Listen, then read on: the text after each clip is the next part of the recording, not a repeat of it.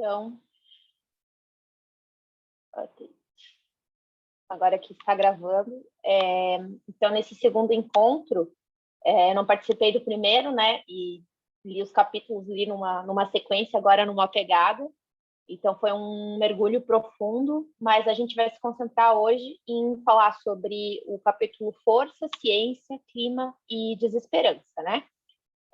Então, eu vou passar de uma forma que eu até considero bastante simplista, porque a profundidade do debate, acho que ela vai acontecer nas trocas que a gente vai permear depois, né? E aí foi alguns trechos assim que me chamaram a atenção e eu, na verdade, acho que sintetizam, porque fazer um resumo desses capítulos parece que não, a gente é um diálogo muito mais profundo do que a gente, né, resumi-lo só na abordagem, porque eles são bastante reflexivos, então eu acredito que a troca seja tão mais significativa do que a concentração, né, de um resumo específico. Mas nesse capítulo da força, o Charles ele vai falar para a gente sobre esse lugar, né, dessa história velha e dessa história antiga, que nos coloca sempre em conflito e sempre como exemplo de que a gente precisa exercer determinada atenção para viver uma transformação ou para alcançar aquilo que a gente almeja, né? E que isso faz toda essa truculência que a gente tem nas nossas relações, que vai desde as questões políticas, econômicas, que envolvem a sociedade como um todo. E essa é uma visão que ele coloca como uma visão bastante prática e útil, né, das coisas. Então, ele coloca assim: é evidente que a prática não está funcionando tão bem quanto costumava funcionar, não só porque o que antes era prática agora é insuficiente para a nossa necessidade, mas também porque é cada vez mais impotente em seu domínio original. O prático não é mais tão prático. Gostemos ou não, estamos nascendo para um novo mundo.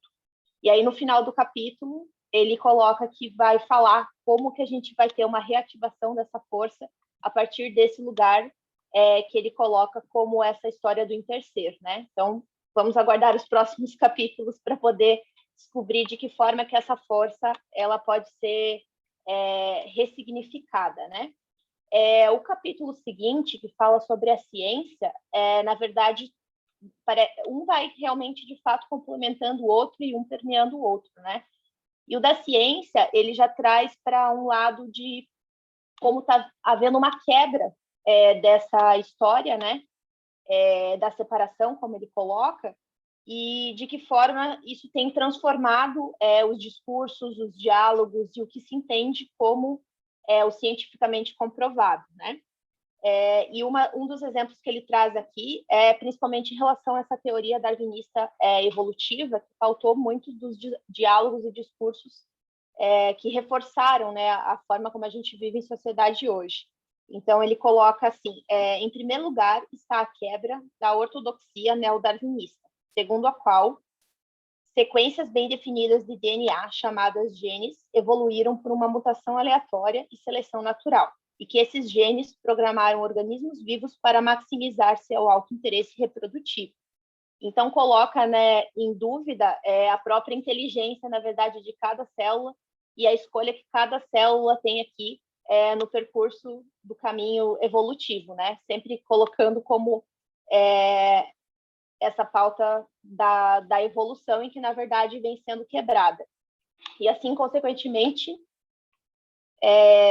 ele mostra outros exemplos aqui também, relacionados a essa questão, até colocando uma frase aqui do Einstein, que é bem emblemática, né, nesse diálogo, que ele disse assim: a situação não melhorou desde o famoso protesto de Einstein.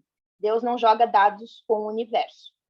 Incapaz de remover a indeterminação por completo, a física tem de se contentar em enterrá-la com segurança ao microcosmos. O comportamento quântico aleatório se agrega para adquirir na esfera macro um comportamento determinado e causal semelhante ao mundo humano, no qual, como antes, nada acontece sem que alguma força seja responsável. Então, fala desse nosso entendimento agora, de uma conexão, né, mais universal entre as questões do que esse pautado pela ciência, que analisa de uma forma específica cada uma das circunstâncias. E aí o próximo capítulo fala sobre o clima. Eu acho que a grande temática, né, até recentemente ali no curso que eu participei do Futuro, falando sobre esse tema, é onde todo mundo começa a ter uma atenção maior sobre as mudanças que estão acontecendo, né, dentro desse discurso mais recente de que a gente precisa ter atenção ao meio ambiente, às questões ambientais.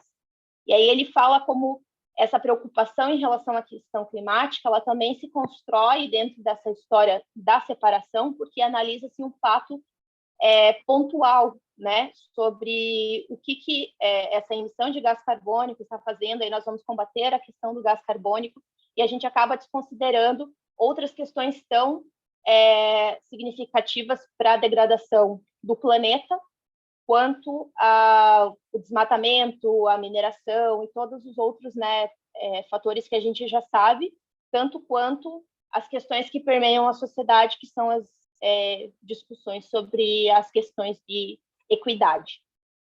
E, por último, não menos importante, o capítulo da desesperança, que eu acho que é o que mais também relaciona, né, desde o início do que ele traz aqui no livro, para a gente não se deixar, de certa forma, levar-nos, né, pela desesperança, porque, de fato, se a gente analisa toda a situação do mundo, em algum momento a gente acaba acreditando que a gente não tem mais essa força, né, para realizar a transformação. Então, tem um trecho aqui que ele coloca assim: acho melhor não evitar a desesperança, porque a verdadeira esperança só se encontra ao lado de lá da desesperança.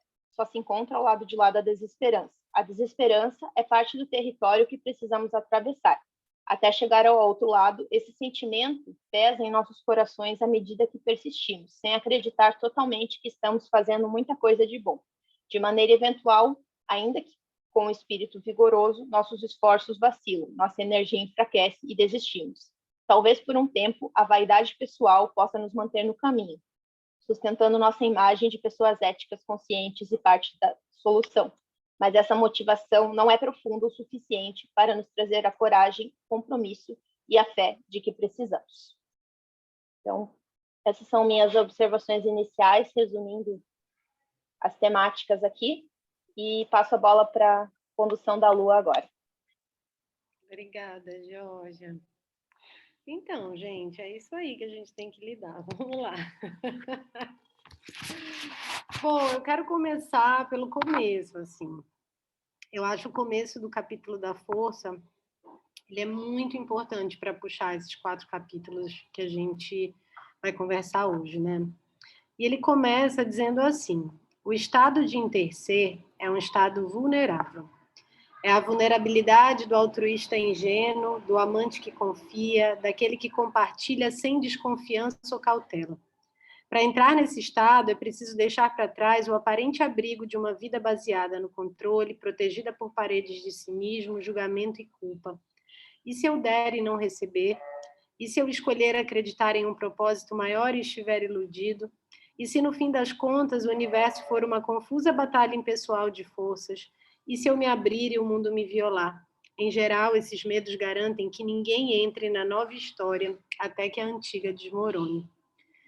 E então eu vou abrir hoje o nosso espaço de diálogo para a gente conversar sobre isso, sobre a obrigatoriedade ou a solicitação que o interser faz para a gente, né?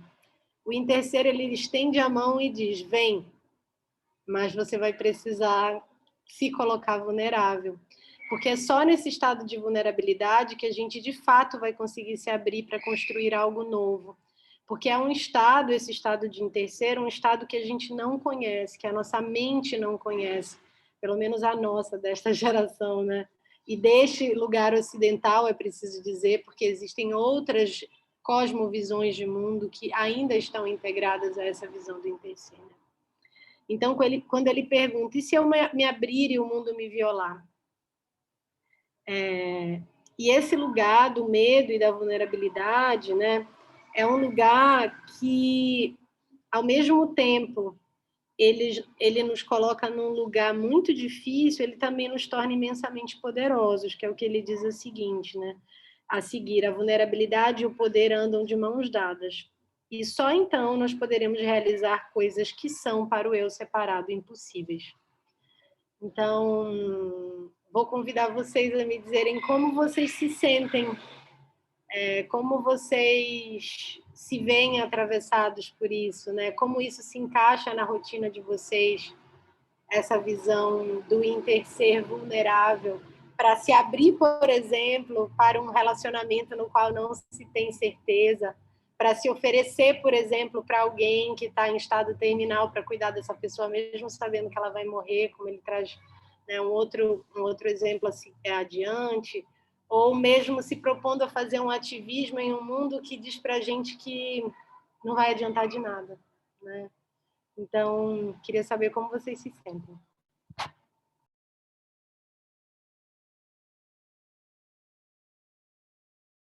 Eu posso começar. Eu tô tentando digerir um pouco do que tu leu e falou, mas o que eu sinto muito, assim, eu acho que é mais ou menos o que tu colocou, a gente aprende a ter medo do desconhecido, do mistério, de tudo que a gente não conhece ou não se aproximou, né?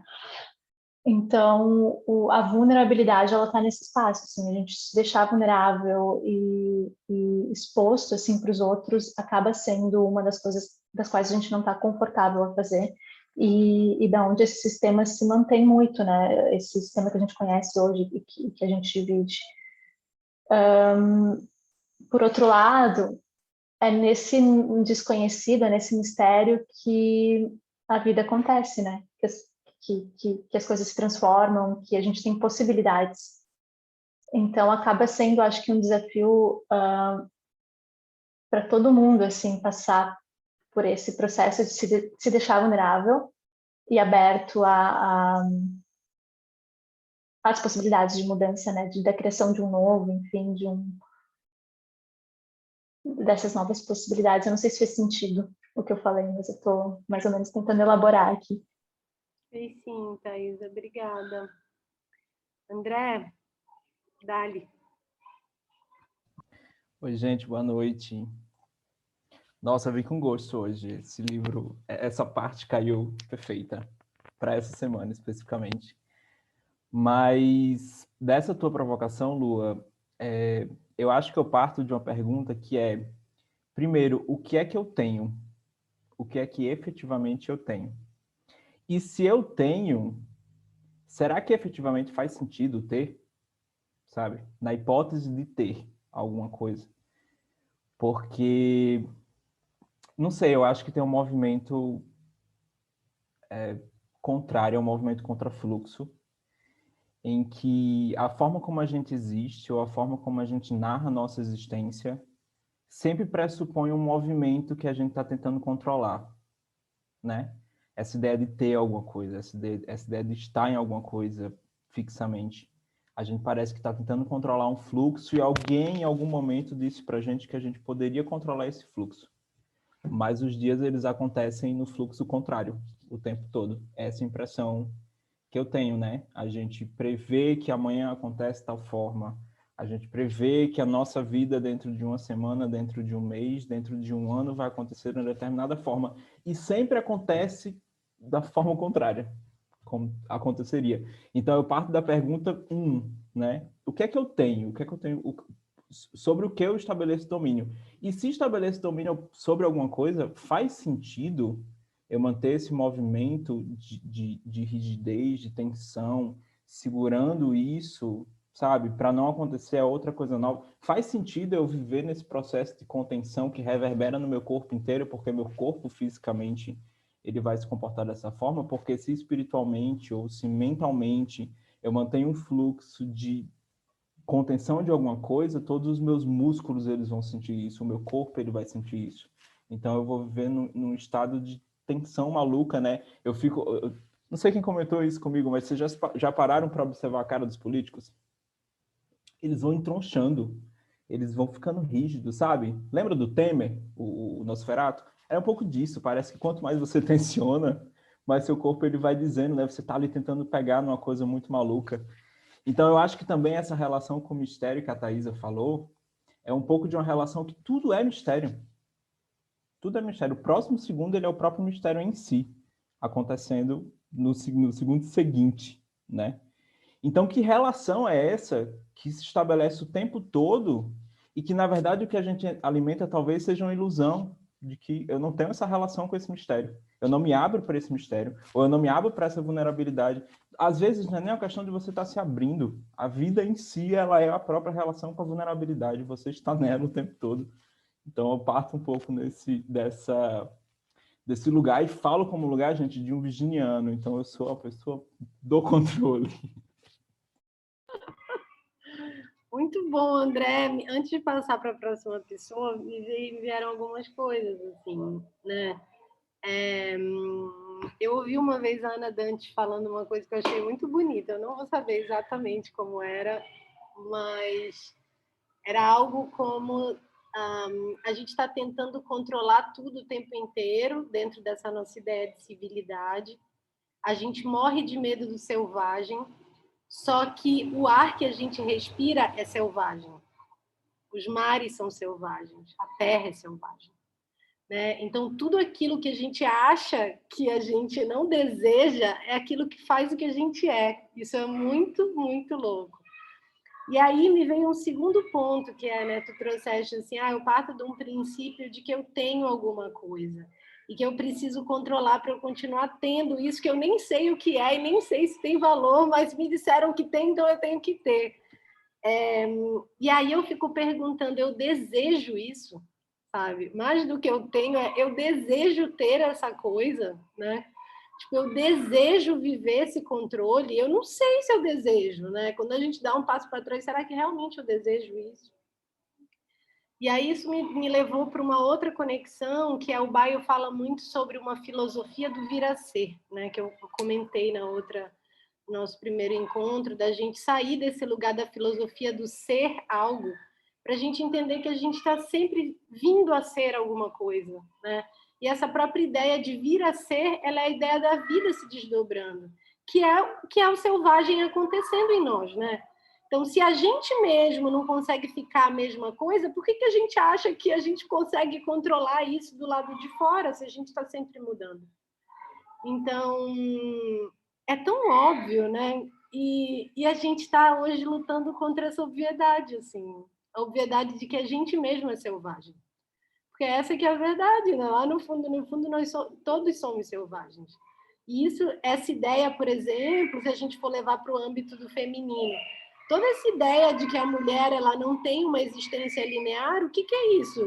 De que a gente é selvagem, o nosso corpo ele age a revelia dessa cabeça e em consonância com a lua, em consonância com várias outras coisas que acontecem ao mesmo tempo. E do homem é a mesma coisa, só que de uma maneira diferente, porque nós somos diferentes. Então, enfim, assim, me parece um contrassenso, parece assim, sabe, struggling. A gente está assim, ó, se debatendo com a nossa própria essência, né? Só um parênteses bem rapidinho nessa fala. Toda a ideia do conservadorismo, ela cai por terra, né? A partir desse princípio, assim. Tudo que a gente tenta conservar, o que a gente tenta conservar o tempo inteiro, não faz sentido, né? A partir desse princípio de constante transformação e ciclos de vida, morte, vida, enfim, da natureza. Pode, desculpa. Rose. Não, acho que foi a Giane que pediu antes, né? Vai, Gê. Deixa eu só abaixar a mãozinha antes que eu esqueça depois. Ai, nossa, sério, esse da força foi forte.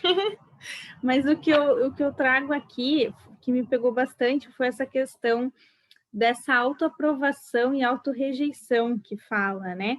Que todo esse mecanismo de controle e como realmente a gente vê isso claramente nas instituições, nos órgãos públicos e afins, assim.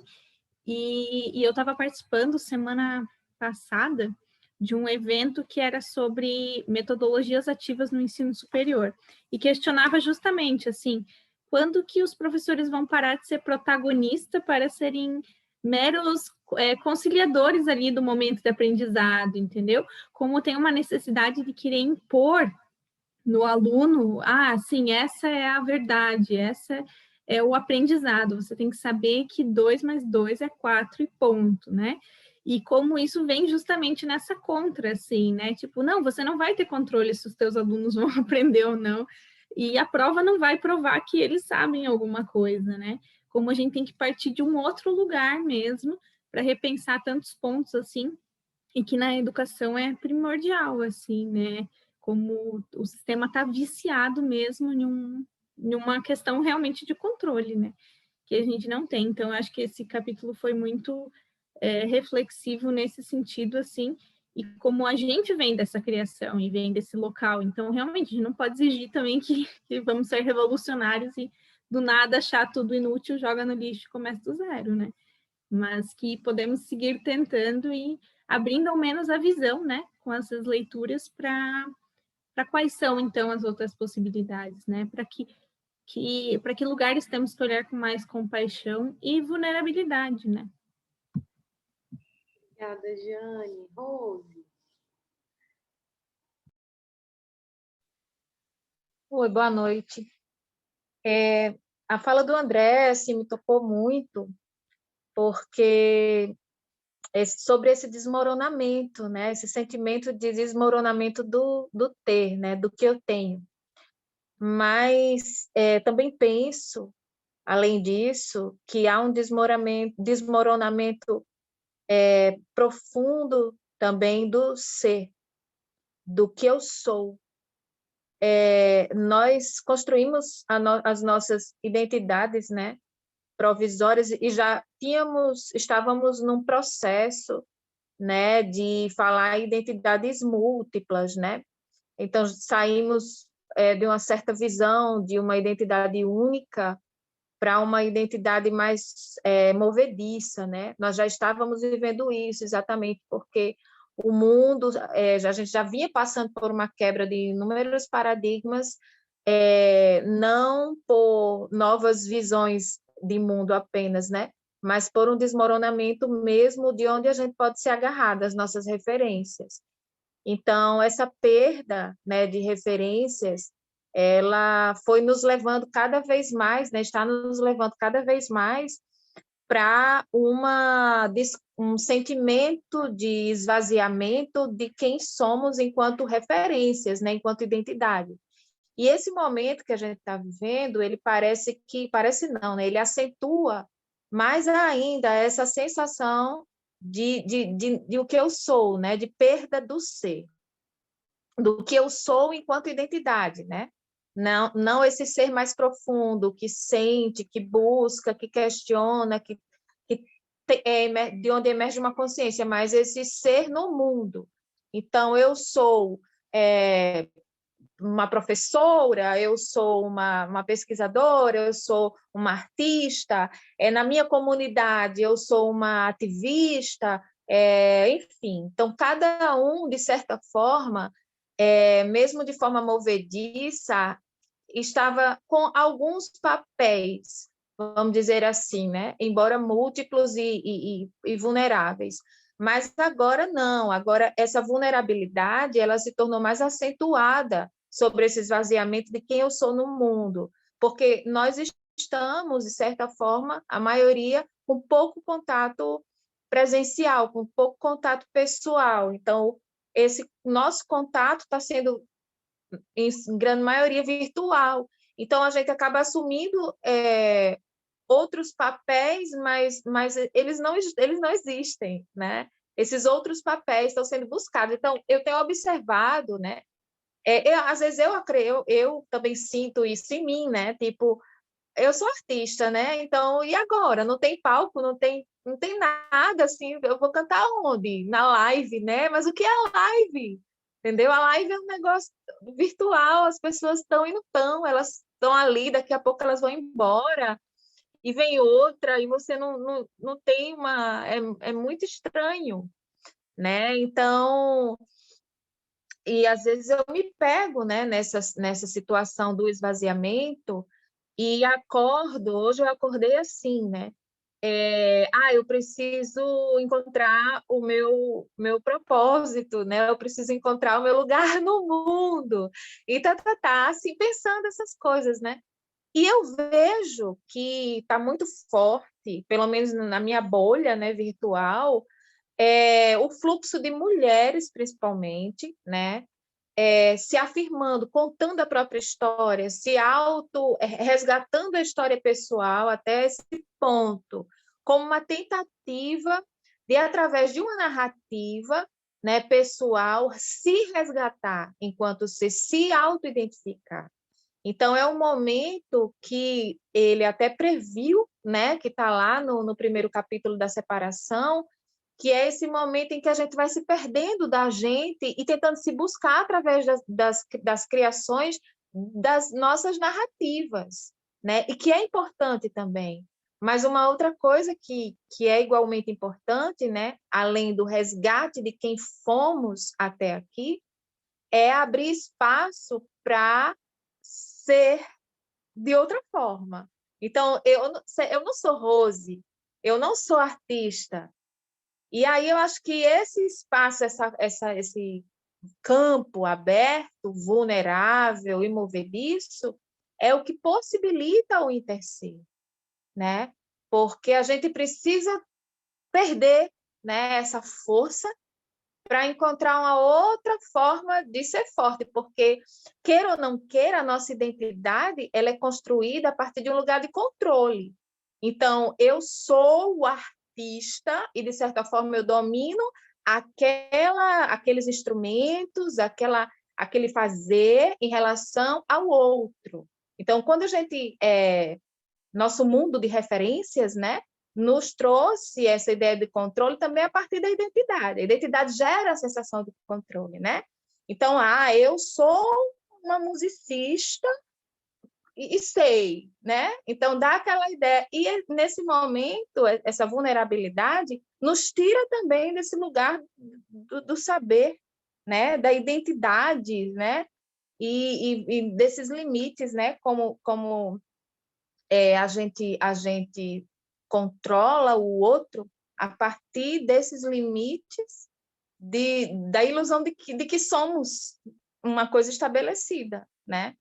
E como é as relações dentro da vulnerabilidade, né? Eu tenho conversado muito com um amigo, a gente se fala muito porque ele aponta que se sente vulnerável no seu processo de identidade, né? E eu também me sinto assim, e a gente conversa coisas aleatórias, né? A gente sempre necessita conversar sobre esses assuntos, mas a gente não chega a muitas conclusões, sabe? A gente só vai dialogando, porque é uma necessidade de troca muito maior do que de autoafirmação, né? É isso que a gente está sentindo, assim, de conversar, de estar, muito mais do que se afirmar para o outro, se afirmar para um grupo, se afirmar no mundo.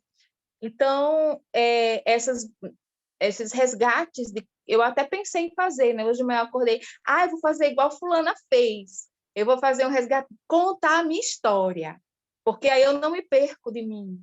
Depois eu fiquei pensando, isso é exatamente o sintoma da minha vulnerabilidade. Acho que falei muito já. Porra, arrebentou, mulher. Muito, muito bom. E me trouxe uma coisa também, isso que tu me falou agora no final, que o Baio fala também, que é a gente enxerga a transformação como uma transação comercial. Eu estou aqui, então a transformação vai acontecer. Ou eu estou aberta para redesenhar a minha narrativa e, naturalmente, eu recebo isso de alguma maneira, né? Só que o convite, como tu colocaste, como o Ailton coloca, como o Baio coloca, é que a gente possa se reunir, levantar santuário, como o Baio fala, que é isso que a gente está fazendo, sem querer chegar num final, que é que tu disseste, né? Sem uma afirmação no final. Não, então o que eu entendi foi isso. Isso também é parte desse movimento que a gente está querendo deixar para trás, né? Então, ficar só com isso aqui, assim, sabe? Com essa não definição, ficar com essa dificuldade, ficar com a vulnerabilidade. Isso é o interser, né? E uma outra coisa que me veio enquanto tu falavas é que a Joana Macy, ela vai falar que o nosso nível de autointeresse, ele é definido pela nossa identidade. Se a gente tem uma identidade voltada para o eu, esse autointeresse se volta para o eu. Se a gente tem uma identidade coletiva, por exemplo, como os indígenas, né, uma identidade comunitária, o meu autointeresse ele é comunitário. Se eu tenho uma identidade a nível de planeta, o meu autointeresse se estende ao planeta. Então, o convite da Joana Macy é que a gente amplie as nossas camadas de identidade e que a gente passe a se olhar não só como esse ego encapsulado que exige uma narrativa definitiva, mas que a gente, o interser já é um convite a gente olhar para essas outras identidades mais ampliadas, né? E que a gente nem sabe como é, né? Como é desenhar uma narrativa no qual o planeta faz parte da minha identidade? Então, a gente está exercitando, rascunhando esse lugar, assim. Eu acho lindo. Simone. Oi, gente, tudo bem? Então, vou contar um pouquinho da minha história, ali, inspirada pela Roussi também. Então, a minha identidade de formação, eu sou contadora, mas eu brinco que isso é o de menos, porque eu gostava de números e não sabia para qual profissão seguir, mas eu sempre fui muito ligada à parte de ciência social e gostaria muito de trabalhar com isso. Mas os caminhos, eles vão se desenhando, então eu tive a oportunidade de trabalhar muito num projeto de educação para empreendedores e sempre tive um sonho, assim, de ir um pouco mais além, assim, né? Então, o meu grande sonho utópico é formar um ecossistema do bem, que é o nome virtual aqui da minha empresa, assim, né? De apoiar negócios conscientes e tudo isso, mas eu vejo que muitas vezes o empreendedorismo ele se dá por necessidade, então não é muito ligado a todos esses pilares que uma nova economia necessita, né? Então vejo muito essa dificuldade na prática.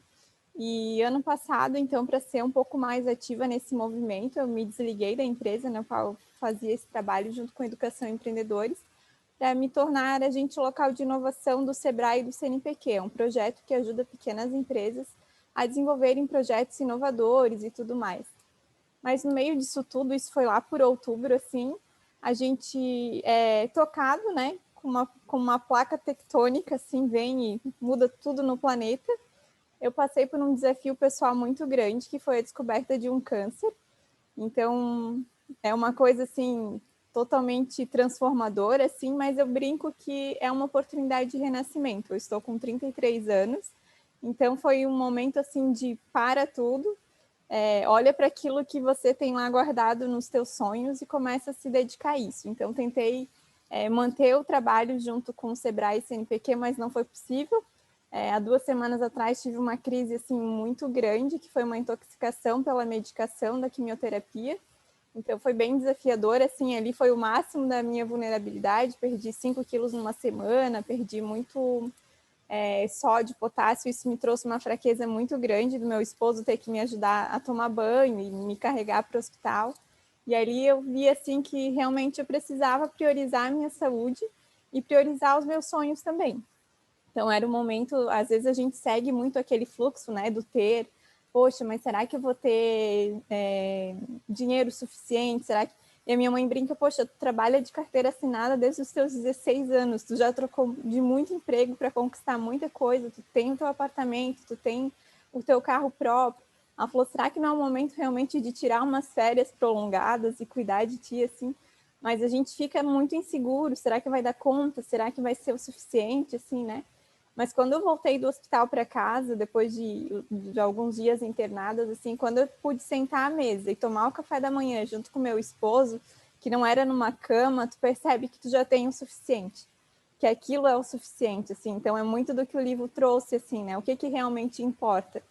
E eu brinco que nas minhas experiências, assim, na minha memória afetiva, a questão da mesa é muito grande. A minha família tem 5 irmãos, então a mesa sempre foi cheia, meio que não cabia todo mundo na mesa. Então as refeições têm um grande significado para mim. Então, eu brinco que a imagem até de Jesus, a mais importante que a gente tem é o momento da ceia, né? Então, eu falo, gente, isso não é só coisa da minha cabeça, mas as refeições, elas são os momentos de partilha, é onde a gente conversava, às vezes a gente comia comida fria de tanto conversar, então isso para mim é muito importante, assim. Então, eu brinco que o meu primeiro café da manhã em casa, eu até chorei, assim, de gratidão, de poder servir o café sozinha e tudo mais, então é olhar para isso, assim. Então, nesses momentos de vulnerabilidade, a gente também percebe uma força. Eu acho que tudo faz sentido, então eu descobri o grupo aqui na quarta-feira passada, e ler esse livro está sendo realmente transformador aqui e fazendo com que eu pudesse buscar aqueles projetinhos, começar a linkar algumas ideias ali e ver que talvez seja possível, assim. Então, acho que a gente tem muito da força da palavra, também li recentemente os 4 compromissos, né? E eu brinco que eu sou sagitariana, então gosto de tudo, curiosa em tudo, né? Meu ascendente é câncer, então tenho esse lado acolhedor também, né, na comunicação. E eu brinco que eu gosto muito de falar palavras de afirmação para as pessoas. Então, as pessoas até falam, tu já leu aquele livro lá, tu é palavras de afirmação, porque tu está sempre elogiando os outros e tal. Eu brinco, não, realmente eu acredito no ecossistema do bem, terão candy words, que são palavras doces, porque a gente tem um poder muito grande com a palavra, né? Então, se a gente for cuidar do que a gente fala, a gente tem que estar ali para motivar e inspirar as pessoas, né? Então, se a gente for usar a nossa palavra para o mal, a gente não está fazendo bom uso da palavra. E a Bíblia também traz isso, né? Que Deus criou o verbo. Então, se ele criou isso, se nós, como seres pensantes, temos a possibilidade de nos comunicar e levar a nossa palavra, então que sejam para coisas boas, né? Então, eu acho que o livro veio no momento certo, assim, essa troca com vocês está sendo muito importante, porque pela questão de imunidade e tudo mais, eu estou um pouco mais trancadinha em casa e como sair das outras reações, então está sendo um grande presente, assim, só queria compartilhar isso com vocês. Muito obrigada. Simone, obrigada. Eu me emocionei. Muito obrigada mesmo. Gante. Boa noite, pessoal. Nossa Senhora, gente, tanta coisa que eu queria falar. Cada fala vai levando a gente para um lugar, né? Mas eu vou seguir aí acho que a Simone disse, né? Tudo faz muito sentido, assim. Eu acho que hoje o que eu vou compartilhar é um depoimento, assim, de como eu senti hoje o quanto a vulnerabilidade ela é o caminho, assim, o combustível para esse lugar de interceder mesmo, né? Eu tenho a minha mãe, há uns 2 anos atrás, ela teve um diagnóstico de câncer também e passou por todo o processo, foi muito dolorido, e ela ficou muito forte o tempo inteiro, assim, e essa fortaleza dela só distanciou a gente, assim, ela estava sempre muito positiva e não se colocando num lugar de vulnerabilidade, né? E há umas 2 semanas e meia atrás, esse câncer parece que retornou, a gente ainda não tem essa confirmação, ainda está nesse lugar da dúvida, mas dessa vez ela optou pelo caminho, no processo dela, ela optou pelo caminho inverso. Ela está se mostrando vulnerável, sabe? E a partir do momento que ela faz isso e compartilha as dúvidas, o medo dela com nós filhos, que antes ela não queria dar acesso a tudo isso, ela abre um lugar muito bonito de que esse processo não é mais só dela, é um processo nosso, sabe? Esse lugar de comunhão, como a Simone falou. Hoje, daí ela veio aqui para São Paulo, hoje a gente teve um dia delicioso no Ibirapuera de compartilhamento dessas dores, de compartilhamento dessa dúvida. E esse lugar de vulnerabilidade como criação de um lugar de conexão não tem outra forma, sabe? Não tem outra forma da gente se conectar de forma tão profunda se não é através desse lugar do espaço, né? Do vazio, do que dá para a gente colocar, do que dá para colocar em cima, sabe?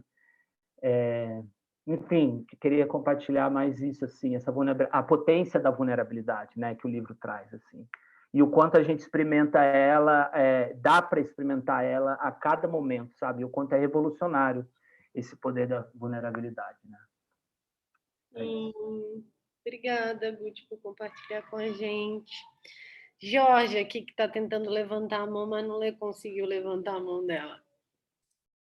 Não sei por que aqui não Bom, eu fiquei com um grande ponto de interrogação, né, quando eu estava lendo ali, não sei se é um questionamento, mas acredito que seja, que sempre há essa contraposição em relação a já foi tentado, né? Já tiveram muitos movimentos. Ele dá o exemplo ali dos anos 60, do movimento hippie, que isso, na verdade, depois virou um discurso próprio do Ronald Reagan e essas coisas assim, né?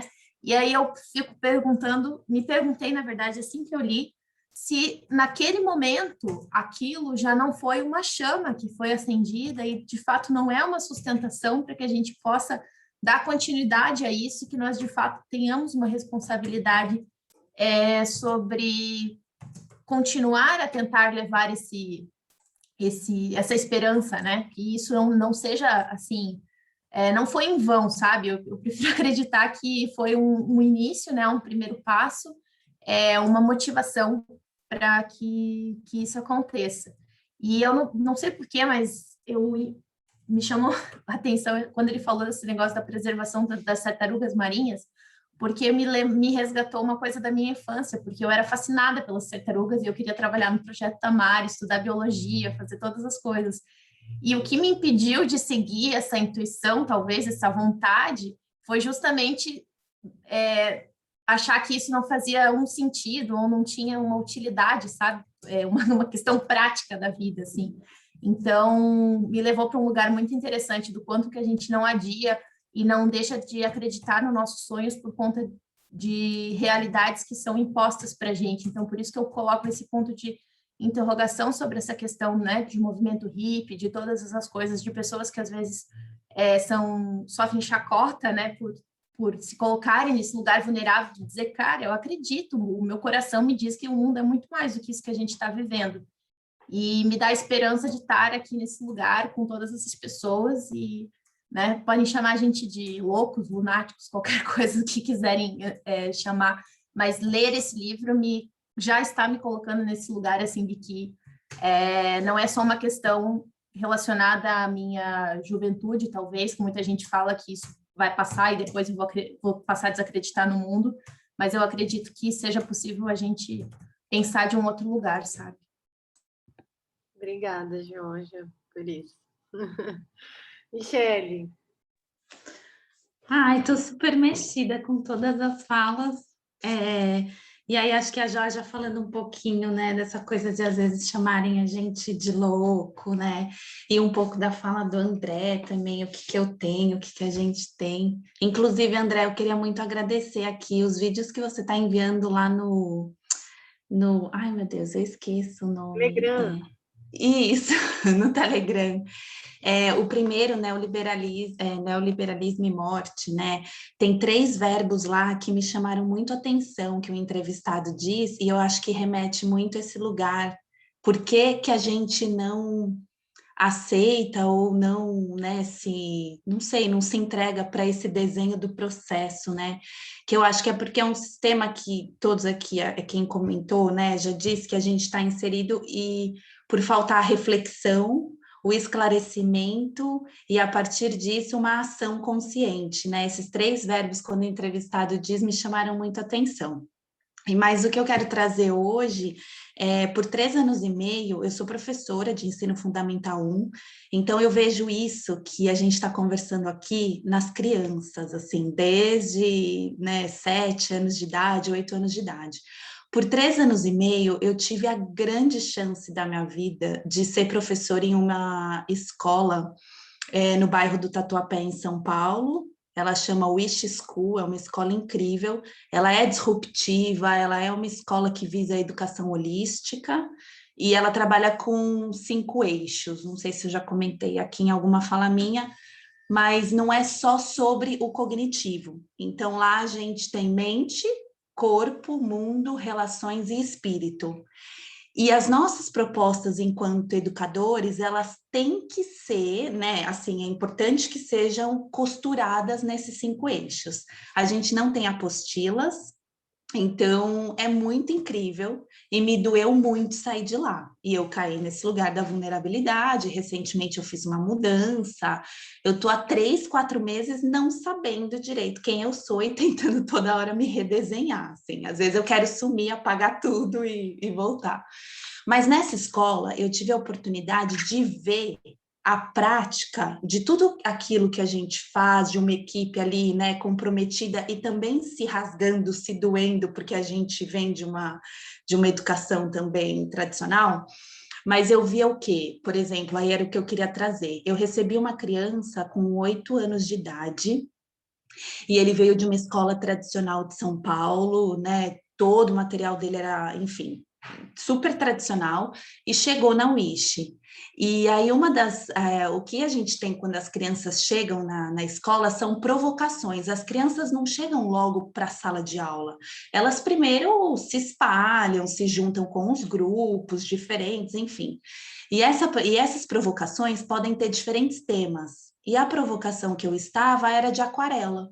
Então, era uma mesa, eu estava junto com uma professora de artes, outra educadora, e a gente dispôs as aquarelas, os copinhos com água, papéis, enfim, tinha uma vastidão ali de materiais. Ele chegou, se sentou, era o primeiro dia dele, então a gente estava ali também nesse processo de integração. E aí, só o que eu queria chamar a atenção. Um certo momento, ele me perguntou assim, isso vai acabar, né? Aí eu fiquei, sabe quando você, nossa, que pergunta estranha, porque a gente está acostumada com tantos outros processos lá. Eu falei, mas por que você está me perguntando isso? E ele continuou aquarelando e ele dizia, nossa, mas que delícia fazer isso. E ele ali mergulhado no processo dele. E aí ele me perguntou de novo, mas isso vai acabar? E eu olhava para o lado e eu falei assim, nesse momento não, Enzo, fica tranquilo, né? Vai. Eu falei, mas aí eu perguntei de novo, por que você está me perguntando isso? E aí ele disse assim, porque eu estou gostando. E aí isso me pegou tanto, e a gente tem vários relatos lá dentro da escola com relação a isso. Mas isso assim, gente, e a gente depois discutia no nosso grupo de educadores. Isso me pegou tanto, porque é isso, assim, porque eu tô gostando, vai acabar. Sabe, uma criança de 8 anos, e eu ficava, cara, de que lugar ele veio, sabe? Que ele não pode ali sentir prazer, né? Então, ai, eu fiquei tão mexida, porque tem uma frase aqui que diz assim, é que o que somos e como nos relacionamos afeta aquilo que nós criamos. E aí eu fiquei, sabe, revivendo essas coisas que eu vivi na Wish, o quanto, né, tudo isso mexe e o quanto isso está nos nossos pequenos ali, né? E como a gente cresce de novo nessa roda confusa, complicada e difícil de olhar e reconhecer a potência desse interser, enfim. E aí, só para finalizar, a gente tem muitas histórias doloridas lá, mas também muitas histórias incríveis, né? Porque a gente acaba se rasgando junto. E aí você vai vendo isso também nas famílias que não aguentam ficar, não dá, é demais. E famílias que vão se transformando junto, e tão presentes, e vão se rasgando junto, e falam, mas é difícil, eu não estou acostumado com isso, mas se permite, né? E aí a gente sempre brincava, né? Que não é sobre, vamos salvar todo mundo e achar que a gente é o certo. Pelo contrário, a gente está ali, fazendo o que ali naquele momento a gente acredita. Mas olhando para essas crianças de 7, 8 anos, você fala, caramba, né? Por que tá lá atrás, né? Tá, tipo, muito atrás. Então, só me deu vontade de compartilhar isso, assim. Muito obrigada, Mi. Foi ótimo o seu compartilhamento. Inclusive, me identifico com essa criança, quero dizer. Vai acabar daqui a meia hora, porque eu estou gostando. Então, como a gente tem umas 30 minutos para terminar, né, a gente vai ter que pular várias coisas. E aí eu vou pular um pouco mais para frente, já para o capítulo de ciência. E eu vou trazer vou trazer a gente para esse lugar que o Charles abre o capítulo falando, né, que a nossa percepção do que é prático, ela está muito ligada a essa coisa das leis de causa e efeito. que a ciência newtoniana ensinou para a gente, né? Então, que está muito ligado à questão da força, a ideia de força que a gente tem, de que a gente precisa aplicar uma força para que uma transformação aconteça, né? De que esse universo está esperando que a gente coloque uma força para que algo aconteça. E aí, um pouco mais para frente do capítulo, ele fala que essas ideias basais científicas newtonianas, elas estão caindo, né? Elas estão sendo modificadas, estão evoluindo. Então, ele traz alguns exemplos, desde essa quebra da ortodoxia neodarwiniana que a Georgia trouxe, né? Então, essa ideia da competição, a gente vai aprender na evolução da biologia que a vida se... Desculpem, gente, é meu sobrinho. Que a vida evolui por cooperação e não por competição. Ele vai falar mais para frente sobre essa ideia da física quântica a partir de uma dimensão mítica poética, mas não é sobre isso que eu quero chegar. Eu quero chegar num ponto, é que ele fala que a partir dessas mudanças na ciência, ele fala assim, as pessoas pré-modernas, animistas ou panteístas, atribuíam sem ciência não apenas as plantas e animais. Parênteses, ele vai trazer para essa coisa do animismo, porque ele vai mostrar como a física quântica vai dizer que um fóton se move para um lugar ou para outro porque ele escolhe, né? E aí, só para a gente fazer essa introdução correta, ele fala assim, por que um fóton vai para cá e o outro para lá se não são obrigados por nenhuma força? Bem, porque você faz uma coisa em vez de outra se não é obrigado por nenhuma força? Porque você escolhe. Então, a resposta intuitiva é que o fóton escolhe o seu curso.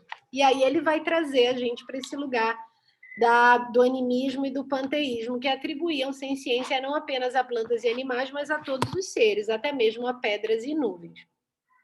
As crianças tendem a fazer o mesmo. Nós chamamos isso de personificação ou projeção.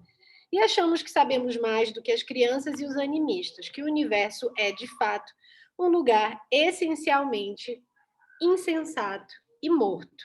E aí, mais adiante, ele vai dizer que, de modo algum, ele entraria nessa reflexão se não fosse pelo o fato, de que a velha e imprecisa história do ser, do eu separado e abandonado em um universo objetivo externo, é uma receita para a impotência e a desesperança. Separados do mundo, nada do que façamos pode importar muito.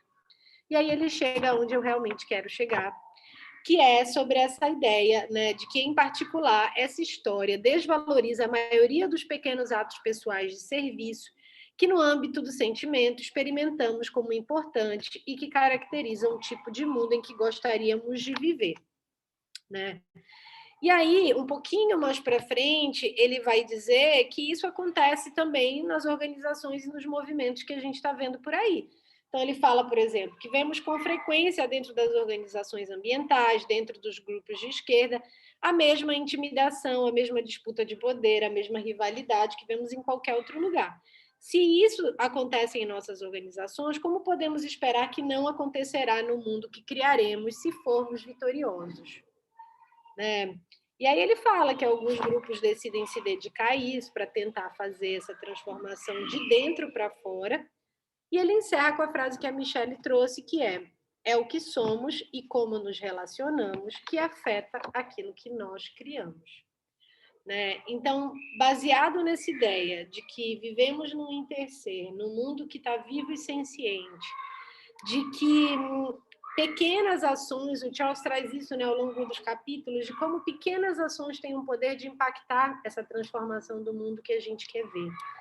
E mais do que isso, me chama muito a atenção quando ele fala, né, em determinado momento, de que como as nossas ações, a partir ainda dessa ideia da separação, jogam a gente num mundo que a gente não quer ver nascer, né? E como a gente precisa lidar com esse processo de ver que o interno e o externo, eles existem em unidade, né? Como é esse interno e esse externo existindo em unidade? Como é, por exemplo, enquanto movimento, nós no Futuro Possível, eu digo que é uma bênção e uma merda ter esse nome de Futuro Possível. Por quê? Porque a gente tem que encarar esse desafio a partir de dentro do que a gente está fazendo, né? Se nas nossas relações entre nós a gente não consegue exercitar isso, Se a gente parte desse lugar da separação, que futuro possível é esse que a gente está vivendo a partir de dentro? Então, acho que da minha colaboração para abrir a discussão é esse lugar, né, da dificuldade de olhar para interno e externo como uma unidade. Beatriz. Oi, gente, boa noite. Muito tocada pelos relatos de todo mundo aqui, agradecer. E eu, pegando esse gancho aí do que o Lua falou, me vem a ideia dessa ideia do mundo interno, né? Que se a gente puder cultivar nas nossas próprias relações, né? Já pensando nessa ideia do interser. E aí me vem muito o que normalmente acontece, né? Que eu também percebo isso nas minhas práticas, assim, estou tentando vencer isso, que é como se, quando a gente vai se relacionar, a gente muitas vezes se relaciona com a história da pessoa, né? A gente não está ali realmente com a energia, com a presença de fato. A gente se relaciona com uma identidade, né? Como o Rose falou, então é meio que uma classificação. E aí isso já separa. Já nas próprias relações, é uma forma da gente cultivar essa separação. Então, eu fico pensando que um primeiro passo, né, é a gente ir praticando esse interser nessas interações que, na verdade, toda interação vai juntando e gerando a mudança, né, que a gente quer ver. Como a gente consegue fazer isso, né, se relacionar com as pessoas sem estar com o filtro das histórias. Até porque, né, muitas vezes a gente se relaciona com as pessoas projetando nelas as nossas necessidades. A gente nem está vendo a pessoa, né? A gente está vendo esse nosso desejo de que ela satisfaça as nossas expectativas. Então, a gente também está muito identificado, na real, com essa identidade construída de nós mesmos, não é com a identidade do outro, sabe? E às vezes eu me vejo fazendo muito isso, assim. Eu acho que essa questão que você trouxe, desse cultivar a relacionalidade como a chave, é como eu tenho tentado praticar o meu trabalho, sabe? Então, antes de pensar no outro como um veículo para algo que a gente vai fazer juntos lá na frente, um exercício de conhecer o outro, que é isso que você trouxe, né? Quem é o outro? O que ele está trazendo? O que ele tem de mim? O que ele não tem? O que ele supre das minhas expectativas? O que ele não supre? Então, tem um aprender a relacionar-se também, né? E eu acho que está muito ligado com o próximo capítulo que a gente vai falar já, que é o da desesperança, né? Porque quando o Charles fala que para a gente realmente construir uma esperança real, a gente precisa conhecer todos os contornos da desesperança. Eu acho que é a mesma coisa no relacionar-se com o outro, né?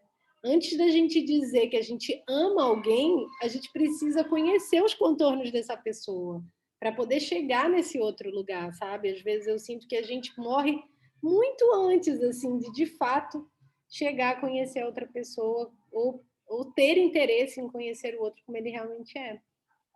André. Gente, hoje eu tô bem verborrágico. Preciso da terapia mais cedo. De terapia a gente fica assim. Mas vou tentar elaborar aqui. Eu gosto muito da palavra relação. É uma palavra que tem me provocado bastante para entender o que é que ela significa, né? Relação com o quê? Relação a. Então, nessa perspectiva, eu fico pensando no lance de como, por exemplo, essa visão separatista pretende dar dimensão há certas coisas que a consciência humana ela não é capaz de dar dimensão, pelo menos neste momento.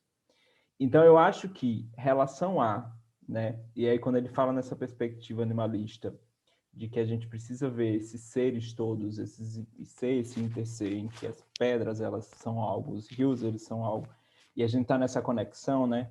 Quando eu paro para pensar nessas relações, viver até uma perspectiva um pouco otimista, que é pensar o quanto existe uma série de efeitos se relacionando com a nossa presença e com a nossa existência o tempo todo. E o quanto isso cria uma teia de ondas de transformações entre um e outro que a gente não tem como contabilizar, né? A gente pode passar a vida toda tentando e vai entrar num processo meio maluco ali de tentar ver todos esses processos, essas microdinâmicas acontecendo ao nosso redor. Então, eu acho que relação é uma palavra muito interessante nesse sentido, porque põe a gente a refletir quais são os efeitos e como essas relações elas acontecem, e quando, por exemplo, a gente para pensar essas pequenas atitudes que a gente pode achar que são fantasiosas, né? A utopia, quando a gente pensa, eu vou fazer tal movimento no sentido de melhoria, eu vou fazer tal movimento no sentido de ir na direção desse mistério, e eu acho que isso é pouco frente aos grandes problemas do mundo, mas para parar para pensar, por exemplo, que as micro-relações que a gente constitui, elas vão sempre gerar esses efeitos em onda, né? Essas transformações em onda, que você não tem noção da dinâmica que vai ser isso, pelo menos nessa existência, nessa consciência que a gente construiu, mas que gera um efeito de transformação, sabe? Estabelecido a partir dessas relações, e que eu acho muito interessante pensar nessa perspectiva de interser, sabe? E também de tirar um pouco essas armaduras, de pensar em quanto tempo a gente provoca essa transformação, em quanto tempo será que a gente vai chegar nesse novo mundo, em quanto tempo a gente... Será que é essa a questão? Será que tem tempo nesse formato aí? Porque talvez seja muito mais das transformações que a gente faz o tempo todo, a cada segundo, todos os dias, todos os momentos, e a gente vai criando esse grande movimento, e várias pessoas vão criando esses movimentos, sabe? E aí essas transformações, elas começam a acontecer de uma forma que, inclusive, não adianta pretender dar dimensão e calcular, porque, efetivamente, também o que é a matemática nessa perspectiva, né? Eu gosto que numa fala o André, ele derrubou a matemática, as relações, ele saiu derrubando tudo que a gente tem. Muito bom, André. Fernanda. Eu gostei muito quando o André trouxe a questão da relação, né? E aí as meninas estavam falando bastante de educação, relação, e eu fico pensando, é sempre na educação, principalmente, né? E nesse capítulo da ciência trouxe métrica, né?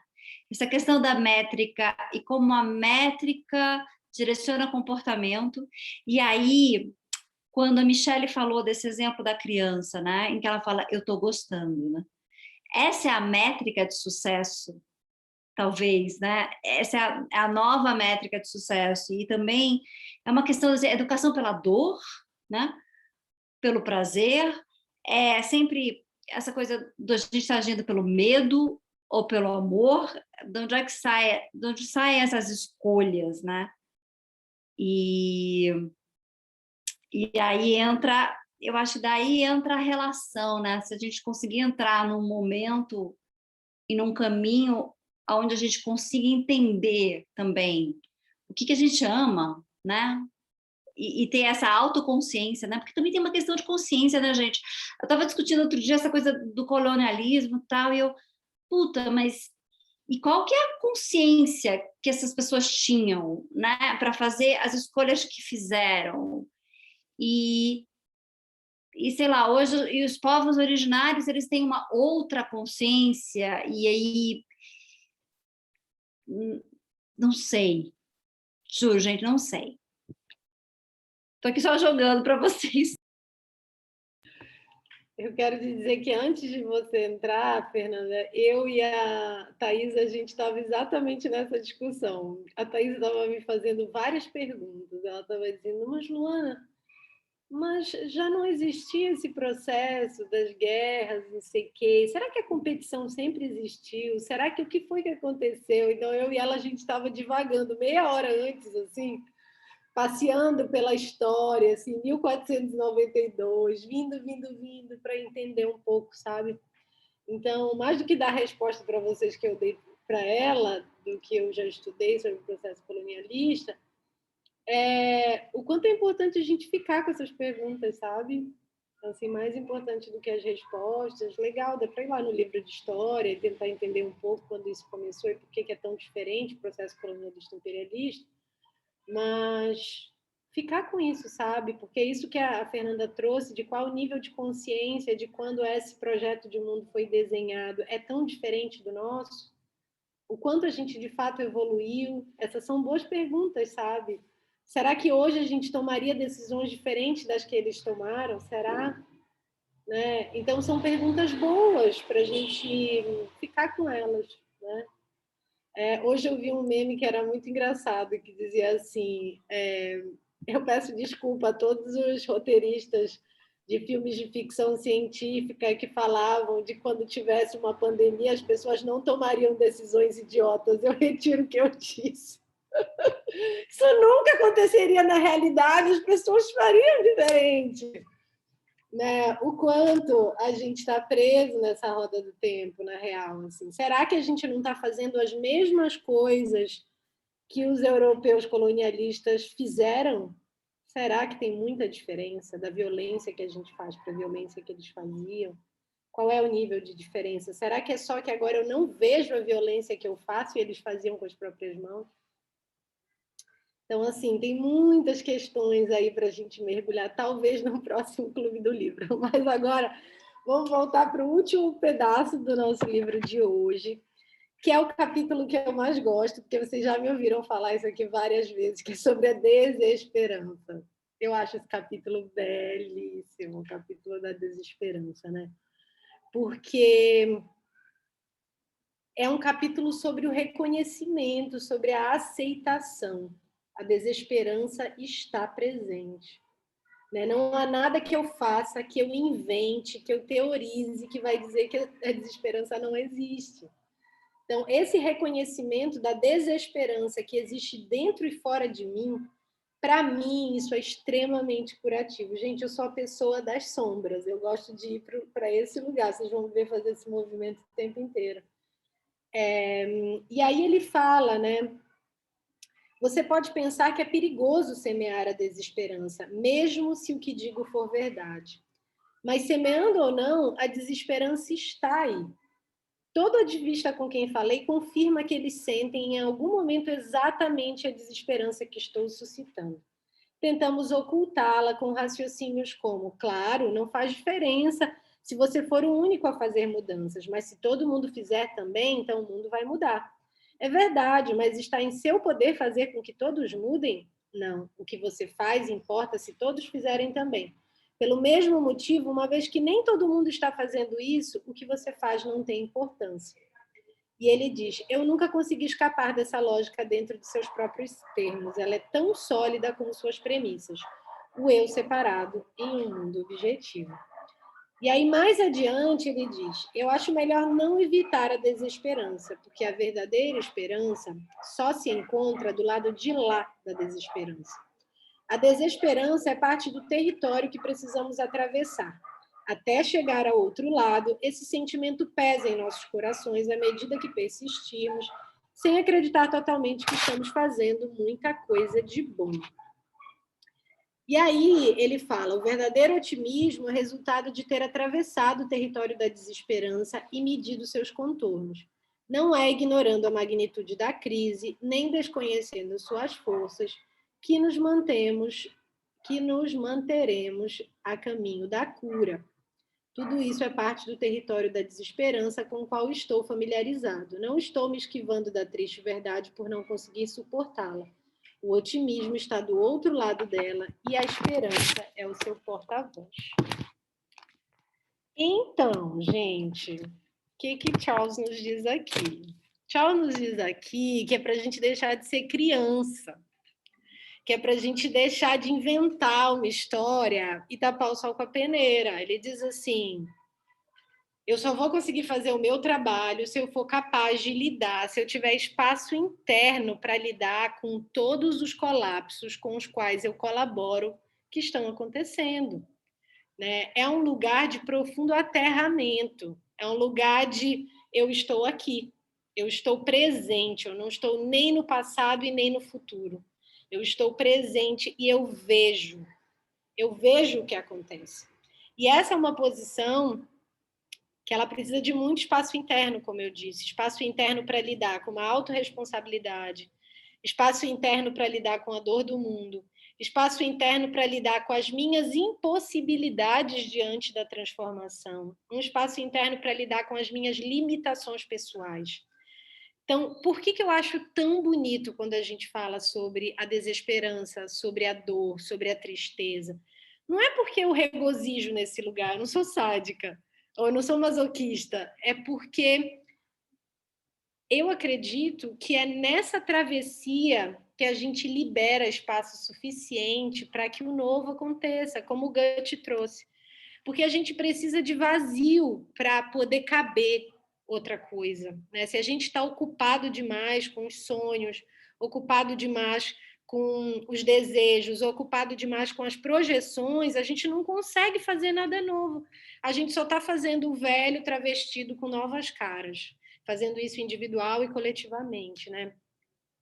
Então, para mim, esse capítulo da desesperança, ele é esse convite a adultecer, a dizer, ok, então eu preciso lidar com a dor, com a desesperança, com a violência, com a impossibilidade, com o desconhecível, com tudo aquilo que eu evitei, com a vulnerabilidade. Porque a gente foi educado dentro dessa narrativa a passar o cartão e sentir prazer, conforto, esperança. O mundo é um arco-íris, é isso que a propaganda fica vendendo pra gente. Tarará, é só passar o cartão que você vai sentir tudo isso de bom.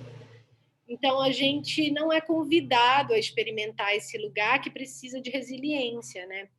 E existem muitos movimentos no mundo que estão trabalhando a resiliência comunitária, que é isso que a gente está fazendo aqui hoje, que é abrindo espaço interno coletivamente para que a gente possa lidar com essa transformação que é muito maior do que nós, individualmente. Né? É a gente conseguir, através de um trabalho coletivo e amoroso, sustentar o espaço para aquilo que a gente não consegue lidar individualmente. Então, é por isso que eu me sinto muito feliz de estar aqui com vocês, porque a gente está aqui porque sozinho a gente não consegue fazer isso, entende? Então, quando vocês vêm, eu digo assim, ufa, não sou só eu, tem outras pessoas que também não conseguem, né? E é nessa impossibilidade que a gente constrói o novo. Então, quanto mais pessoas se reunirem para falar sobre aquilo que elas não conseguem, é nesse lugar que a transformação acontece. Se a gente se reunir para falar só sobre o que a gente já sabe, sobre o que a gente consegue fazer, o que de novo a gente vai estar fazendo? Não é verdade? Então, vou parar de falar e ouvir as últimas considerações de todo mundo. Nós temos 8 minutos para compartilhar um pouco do que a gente ficou sentindo hoje.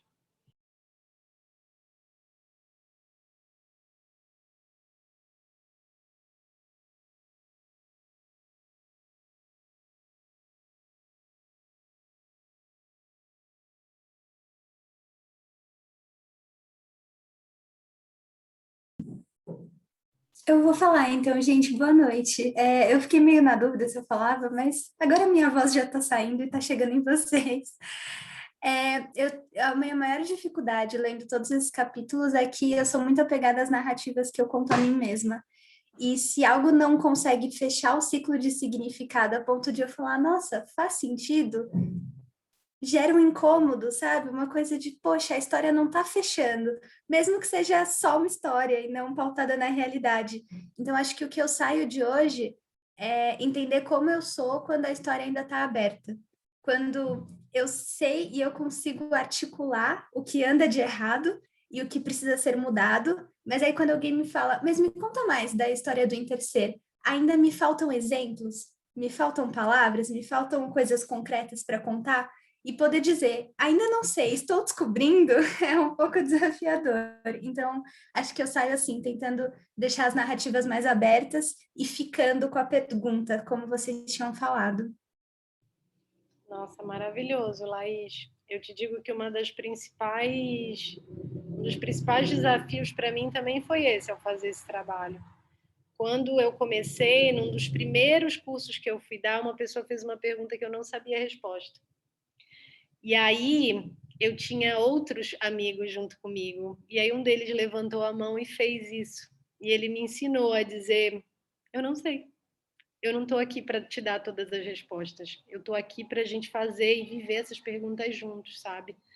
E usar esse recurso não como um lugar de fuga, mas como um lugar do coração mesmo, sabe? Então, por exemplo, quando alguém te perguntar sobre o Interser, antes de tu dizer que tu não sabe também, que é um ótimo exercício, é o que o teu coração diz sobre isso também, sabe? O que é o interser para ti. Então, eu tento dar a minha resposta declarando que essa é a minha visão de mundo e ela está enviesada. E depois eu digo, além disso, eu ainda não sei. Eu só cheguei até aqui. Talvez a gente possa chegar um pouco mais longe juntos se a gente discutir aqui. Mas eu só fui até aqui. Então, eu acho que também ensina para a gente um lugar de humildade, né? Quando tu diz assim, eu não sei, é esse reconhecimento da limitação. Então, é muito bonito. Fernanda. Eu acho que a Beatriz estava antes de mim como levantada. A Bia, ela só esqueceu de baixar. Tá. Bom, me veio de falar duas coisas. A gente falou, né, sobre muitas coisas que me tocam, e esse livro, enfim, não preciso nem falar o quanto que ele vibra dentro de mim. E eu, como taróloga, eu fiquei aqui olhando para duas cartas do tarô, que é a Força e o Louco. E a Força, né, eu até enfim estou com outro tarô, mas a Força ela é uma dama que segura o leão. E ela não segura o leão com a força, né, bruta. Ela segura o leão dessa forma de eu vou acolher esse leão, né? E a gente falou muito desse lugar de vulnerabilidade, me veio muito da gente acolher esses leões internos, né? Entender que realmente tem esse vazio, que tem a raiva, que vão ter vários sentimentos que compõem a gente, e que a partir do momento que a gente reconhece esses sentimentos, ele vira um leão ao nosso favor, né? Ele brinca com a gente, enfim, ele conversa com a gente, e a gente pode usar isso, né, da melhor maneira possível.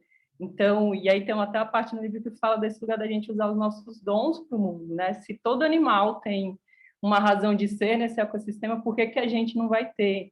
E eu acho que se conectar com a nossa força, né, com esse animal, com esse lugar inconsciente, selvagem, faz muito parte, né, desse exercício.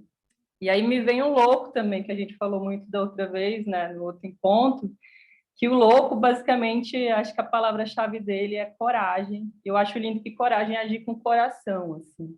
Então, é escutar esse outro lugar que também é muito poderoso e que a gente deixa de escutar muitas vezes, que a gente está muito aqui no mental e esquece que a gente é equilíbrio, né?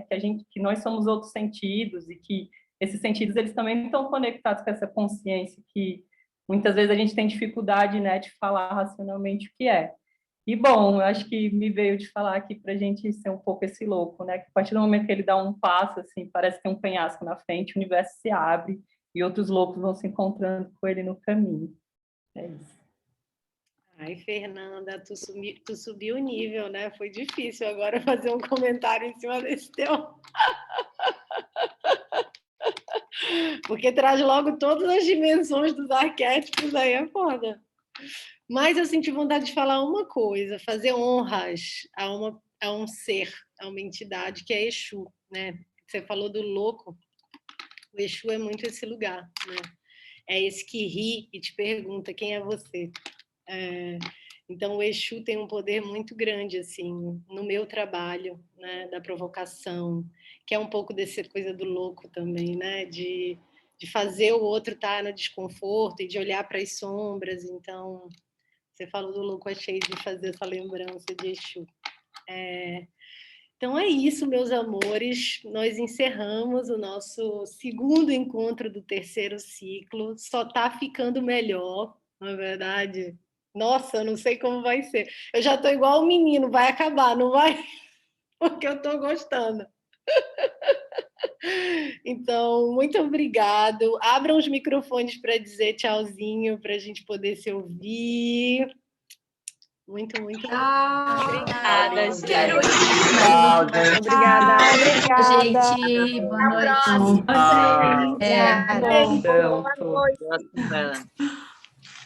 Boa noite. Boa noite. Boa noite. Boa noite. Boa noite. Boa noite.